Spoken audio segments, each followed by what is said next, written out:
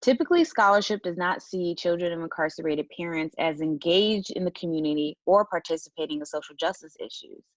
For this national study, we have spoken to children of incarcerated parents from all over the country on their successes and also their roles within the community. We want an opportunity for people to hear from them in their own words about their thoughts about community engagement and social justice issues, even ones that their parents speak about. And we have a participant here that will tell you about their opinions on social engagement, giving back, and social justice issues that are important to them. Great. My name's Tenaj, and some social issues that are important to me, and social justice issues that my mom and I speak about, really based off on her being formally incarcerated, and her personal lived experiences are surrounded around um, domestic violence education, prevention education, and resources available for women in communities.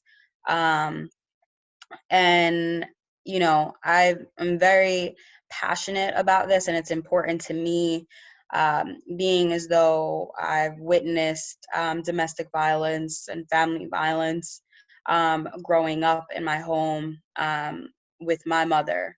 And because of that, there are um, studies that show that there's a correlation of, I think actually it was an ACE study, that there is a correlation between witnessing violence, whether it's in the community or in your household, that you're also more likely to be a victim of violence or a perpetrator of violence. And in my case, um, because I witnessed it in my home, I didn't really have a role model per se of a healthy relationship, of what that's supposed to look like, right?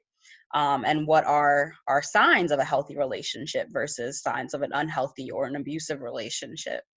And so because of that, and growing up in my community and seeing that, it led to me being a victim of domestic violence at the age of 16. And I was with this person for 3 years, and until that ended. Um, and thankfully, I did survive from that situation, because a lot of women, you know, um, aren't able to escape, or are still, in those kinds of abusive relationships. And so from that, it really led to my mom and I, um, really talking with her about, like, how can I make sure that this doesn't happen to anyone else? Like, make sure that this isn't something that's intergenerational with families. Like, what can we do in terms of prevention? And it was my sophomore year in college that I decided to um, be the founder of a organization called Light to Life, which is a domestic violence prevention education program. And so that was founded in 2014. And a person who supported me throughout that process and throughout my healing process going into my freshman year of college, after I just um, left my abusive relationship, was my mom. And my mom was really like the backbone in that situation, and also another reason for me wanting to seek help and seek professional help where I could talk to someone about this. And so from that, that has always been in our conversations of, how can we help other young people, but just also women in general, um, as it relates to this issue.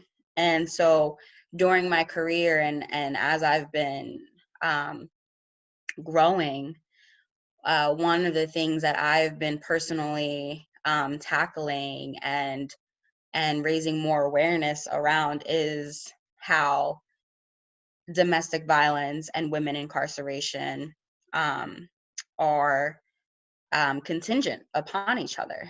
And, um, there's, remember the statistic, it's 77% of women have reported, right, only reported, that they have been in an intimate partner violence relationship. But that's not to say of the women that just haven't reported because of fear and shame and, all of these other reasons.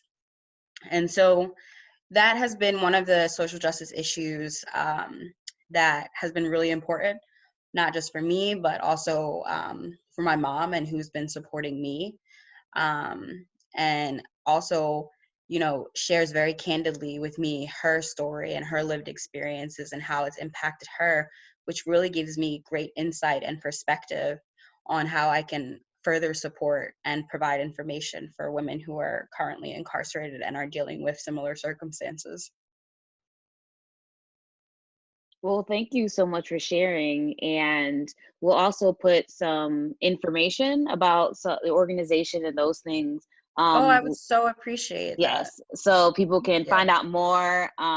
But a lot of people, I'm glad you brought up a lot of different things, especially like people don't necessarily see children incarcerated parents or their parents as activists or people that are engaged in the community or want to change things. So I'm very happy you brought that up.